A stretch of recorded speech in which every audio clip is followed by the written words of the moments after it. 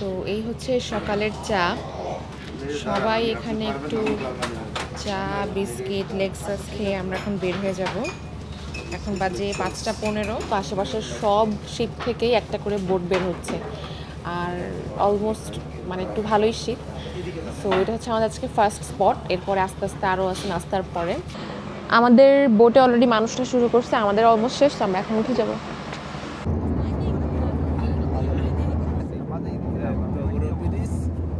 So আমরা এখন আসছি সুন্দরবনের 3টা অভয়ারণ্যের মধ্যে একটাতে, সেটা হচ্ছে কটকাতে। সো আমরা একদম আর্লি আসছি। গতবার আমরা যখন আসছিলাম তখন এখানে আসছিলাম দুপুরের টাইমে, আর আজকে আসছি একদম ভোর 6টায়। তো এইখানে আমরা জাস্ট 20 মিনিটের মতো একটু ঘুরবো। ও আরেকটা মজার জিনিস হচ্ছে, আমরা যখন আসছি তখন শুরুতেই একটা হরিণ ছিল, মানে the first person that came inside মানে স হিম জাস্ট রাইট হিয়ার। সো এরপরে ও জাস্ট চলে গেছে। আসলে এত মানুষের মধ্যে দরকারও নাই। তো আমরা একদম ভিতর দিয়ে আর কি হাঁটা শুরু করছি, বনের ভিতর দিয়ে। অ্যান্ড প্রথমে আমরা একটা হরিণ, দুইটা হরিণ দেখছি, বাট সামনে আরও অনেক হরিণ আছে, বানর আছে। এই পাশে এই যে বানর, এই যে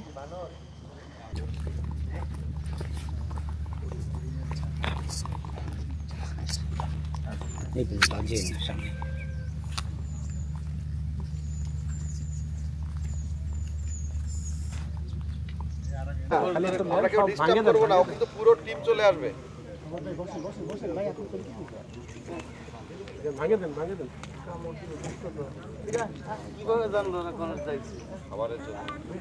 মানে লজিক্যালি আপনি দেখবেন যেখানে আছে হরিণ আছে এবং উন্মুক্ত হরিণ, এই জায়গায় কিন্তু বাঘ থাকার সম্ভাবনা থাকে, কারণ বাঘের মূল খাদ্য কিন্তু এখানে হরিণ।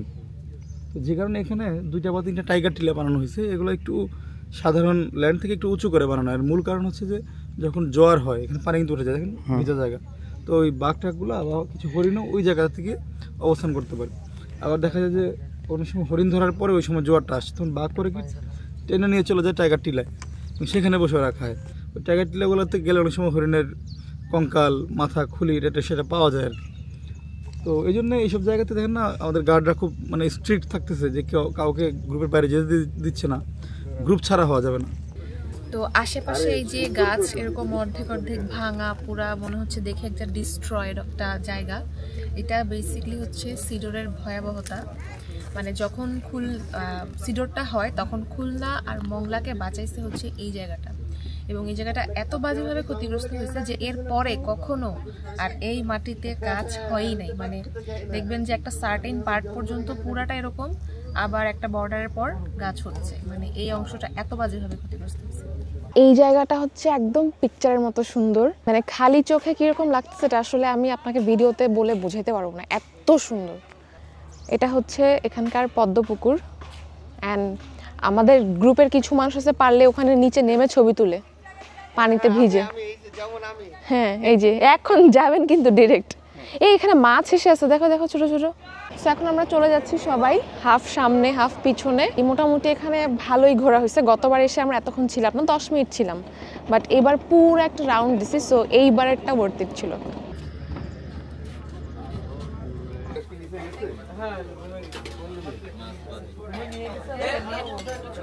আজকে হচ্ছে জাতীয় নাস্তা, খিচুড়ি, বেগুন ভাজা, ডিম ভুনা, মাছ, আচার, আর শীতের সকালের মিষ্টি রোদ।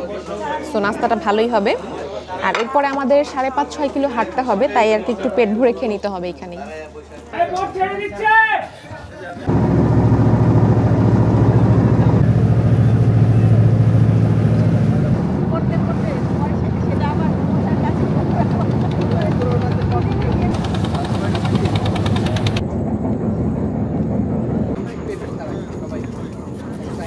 আসার মতন কোনো অপশন নেই, এবং ওয়াশরুমের যদি প্রয়োজন মনে করেন একমাত্র ন্যাচারাল বন ছাড়া বিকল্প কিছু নেই। যাওয়ার সময় আমরা পার হেড এক একটা করে একটা ফল দিব, জাস্ট হালকা নাস্তা যেটা। তো আমরা এখন যাচ্ছি জামতলা সি বিচের দিকে। 3 কিলো হাঁটা, 3 কিলো মানে যাওয়া, 3 কিলো আসা। তাই আমাদেরকে বোট থেকে স্ন্যাক্স দেওয়া হয়েছে, একটি কমলা, আর কোনো পানির বোতল নেওয়া যাবে না সাথে, এটা বন বিভাগ থেকে একদম রুল করা। তো এই কারণে আমরা পানি নিচ্ছি না। তো আমরা এখন বিসমিল্লাহ বলে শুরু করব, যেন আমরা সবাই এটা শেষ করতে পারি ঠিকঠাক মতো।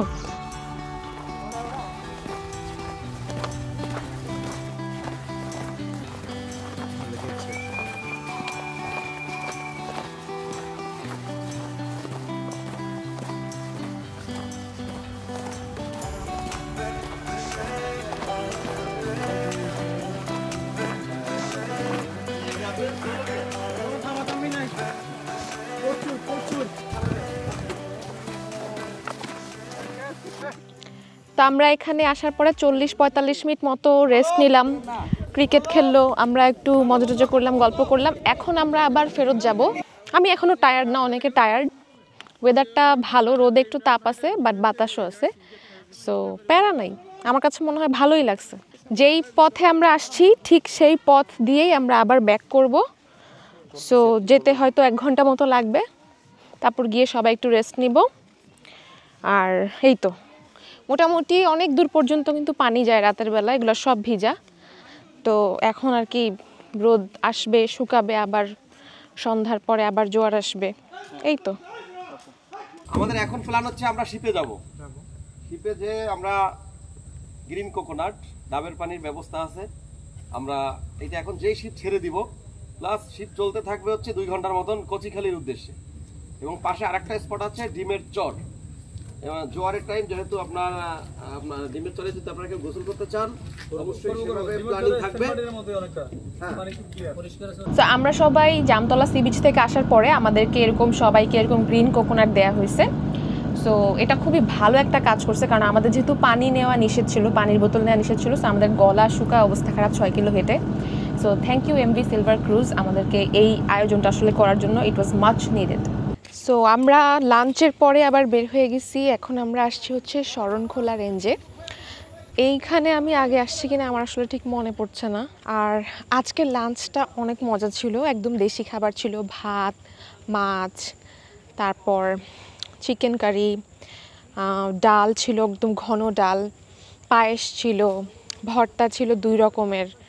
সো লাঞ্চ করে আসলে একদম পেট অনেক ভরে আছে, হাঁটতেই কষ্ট হচ্ছে। এখন সবাই আসলে একটু খাওয়ার পর একটা ভাত ঘুম আসবে, ঠিক ওই টাইমেই আমাদেরকে বলছে যে বের হইতে হবে। এই এটা কিন্তু বাঘ আসার জন্য একদম পুরো পারফেক্ট প্লেস।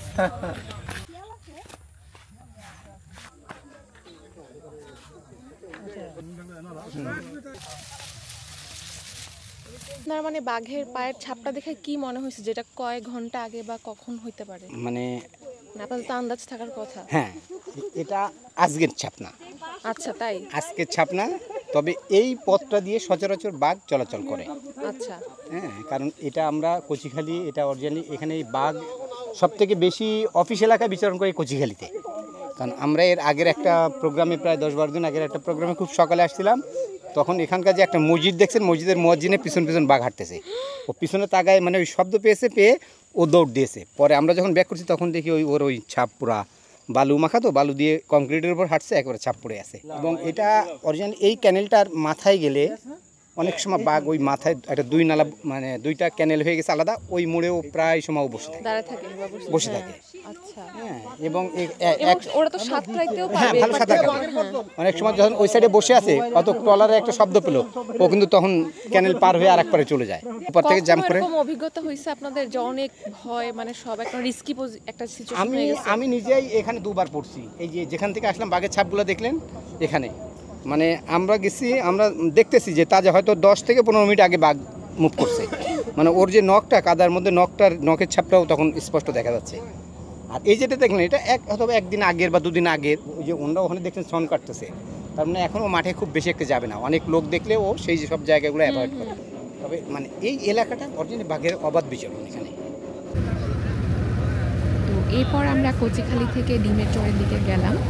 ওখানে বিকালের টাইমটা আমরা একটু কিছুক্ষণ হাঁটাহাঁটি, পানিতে পা ভিজানো, প্লাস অনেক হরিণ দেখলাম। তো হুট করে আমাদের মনে হলো যে আমরা একটু বাঘের ঘ্রাণ পাচ্ছি, তো সবাই ওইটাকে আরও বেশি একটু হাইপ করে, একটু দৌড়াদৌড়ি করে, তাড়াতাড়ি করে বোটে উঠে চলে আসলাম আবার আমাদের শিপের দিকে। রাতে ডিনারে ছিল চিকেন বারবিকিউ, ফিশ বারবিকিউ, হাঁসের মাংস, পোলাও, পরোটা। তো এরপরে সবাই যার যার মতো একটু আড্ডা দিয়ে গান বাজনা করে ঘুমায় গেলাম, কারণ পরের দিন আমাদের লাস্ট দিন।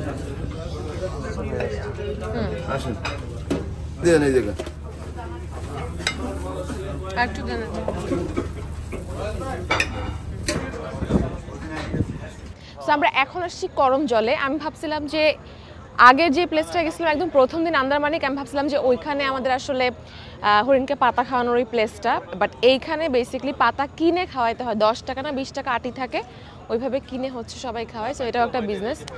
আর এখানে ছবি তোলার স্পট আছে সামনে একটা, আর বিশেষ করে এটা হচ্ছে কুমিরের প্রজনন কেন্দ্র। সো ওইটার জন্যই মেইনলি এখানে আমরা 1 ঘন্টার সময় পাবো, দেন আমরা আবার ব্যাক করব।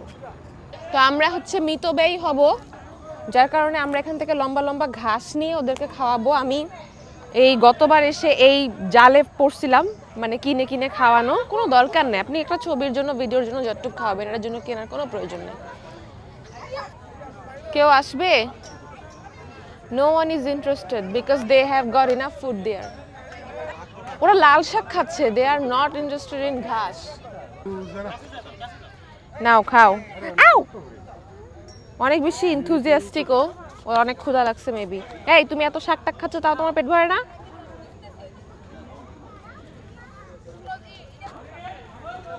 ছোট বাচ্চা কুমিরগুলা, যেগুলো আসলে বেসিক্যালি প্রজননের জন্য রাখা হয়েছে, এখান থেকে আবার বিভিন্ন চিড়িয়াখানায় যায়।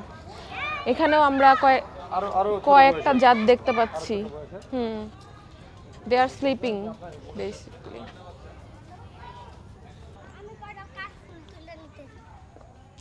এটাটা কই? এরকম করে দেখতে গেলে ভয় লাগে, মনে হয় যে এরকম করে যদি উঠে খাঁচার মধ্যে। আচ্ছা, এই স্পটের বিশেষত্ব কি? করমজল এই স্পটের এটা আসলে দেখেন, আপনি যতগুলো স্পট ঘুরছেন সবগুলো কিন্তু ট্রেল প্রায় সিমিলার। হ্যাঁ, হয়তো এক এক জায়গার গাছগুলো এক এক রকম থাকে, হ্যাঁ, কিন্তু হচ্ছে স্পটগুলো প্রায় সিমিলার। কারণ হচ্ছে এই জায়গাটা হচ্ছে একটা মিনি চিড়িয়াখানা বলা যায়, আচ্ছা, একটা প্রজনন কেন্দ্র, যেখানে কুমির এবং হরিণের হচ্ছে প্রজনন কেন্দ্র। তো যারা হচ্ছে সময়ের কারণে বা সুন্দরবন তো একটু কস্টলি ট্রিপ, একটু খরচ বেশি, তো যারা এই দুইটা জিনিসকে আসলে মিট আপ করতে পারে না, তারা হচ্ছে একদম সুন্দরবনের ফ্লেভারটা পাওয়ার জন্য তারা মংলা থেকে কিন্তু বোট নিয়ে এখানে চলে আসতে পারে। প্রথমে করমজলে আসলেই হ্যাঁ, করমজলে আসলে পাওয়া যাবে। এবং কিন্তু আপনি খেয়াল করছেন যে অনেক মানুষ কিন্তু এই জায়গায়, অন্যান্য স্পটগুলোতে আমরা যত মানুষ ছিলাম, এখানে তো অনেক বেশি, অনেক বোট। কারণ হচ্ছে এটা খুবই মানে ইজি অ্যাক্সেসেবল একটা প্লেস। এখানে অনেক বানর আছে, এখানে একটু রিস্কি, ফোন টোন বা ক্যামেরা সাবধানে রাখার জন্য বলা হচ্ছে সব জায়গায়। তো আর নিচে অনেক দোকান টোকান আছে, একদম খুবই একটা বিজনেস হাব ছোটোখাটো। সো করমজলে এই ব্রিজটা নতুন করছে, এটা আমরা যখন লাস্ট টাইম আসছিলাম তখন এটা ছিল না। তো এখানে আবার এই দিক থেকে আরেকটা ট্রেল গেছে, এটাও সিমিলার, দুই পাশে বন, মাঝখান দিয়ে ট্রেল, মাঝখান দিয়ে দুই পাশে হচ্ছে খালের মতো, মাঝখানে এই ব্রিজটা করছে। বাট আমরা এখন যাব আবার যে দিক দিয়ে আমরা আসছিলাম সোজা ওইখানেই, তাহলে আমাদের ওই ছবি তোলার স্পটটা পাওয়া যাবে। কেমন গুখরা গুখরা গুখরা সবাই এই কত সব দেখলাম, সিনেমা যে সবটা দেখলাম না, সেমটা।